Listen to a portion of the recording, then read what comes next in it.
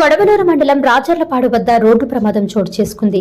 Racharlapadu info Kisan SEZ సమీపంలో basmati rice లోడుతో Hyderabad నుండి చెన్నైకి వెళ్తున్న కంటైనర్ బోల్తా పడింది. ఈ ప్రమాదంలో డ్రైవర్ ముత్తుకు స్వల్ప గాయాలయ్యాయి. సమాచారం అందుకున్న పోలీసులు సంఘటనా స్థలానికి చేరుకుని పరిశీలించి కేసు నమోదు చేసి దర్యాప్తు చేస్తున్నారు. డ్రైవర్ నిద్రమత్తులో ఉండడమే ప్రమాదానికి కారణమైనట్టు తెలుస్తోంది.